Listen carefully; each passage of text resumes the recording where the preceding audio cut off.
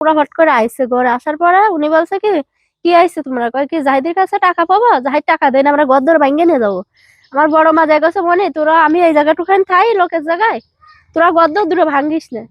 তারপরেও তারা শুনেনি, তারা উল্টো পাল্টা বাড়ি দৌড়ি দিয়ে বর মারা করে ফালাই দিয়ে তুই পরে সেখানে তারা ঘর-দর ভাঙ্গে চুরে নিয়ে গেছে। পরের দিন এসে আবার এই ঘর ভাঙ্গিছে, ওই ঘর ভাঙ্গিছে, ভাঙ্গে ঠেঙ্গে তাকে অনেক অনুরোধ করা হয়েছে। তাকে ভয়তে তারা কেউ কিছু কয় না, তাকে তারা অনেক ডেঞ্জারাস লোক। সেই জন্যই আমার টাকার পরিবর্তে আমি চাল খুলে নিয়ে যাচ্ছি, যা আছে মাল দিন সব নিয়ে যাচ্ছি। সব আসলে আমি বলছি কি বাইরি তোরা তো টাকা নিচ্ছিস, এসব ঘর বাড়ি ভাঙতেছি রে, ভাঙ্গিস না।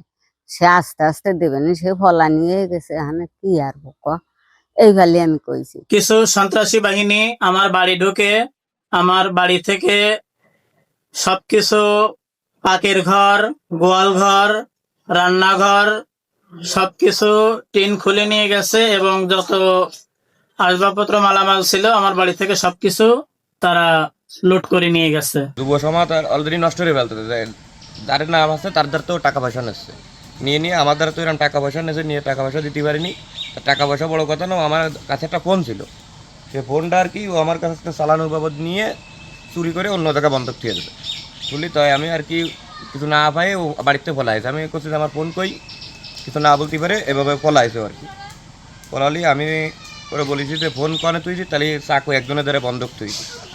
তারপরে আর কি ওই টিন ওর ও যাতে বাড়ি না আসতে পারে সেই হিসেবে আমার টিন মেন খুলেছে, খুলে আর কি বেঁচে সেই ফোন আমি ছাড়াই নিয়ে আইছি।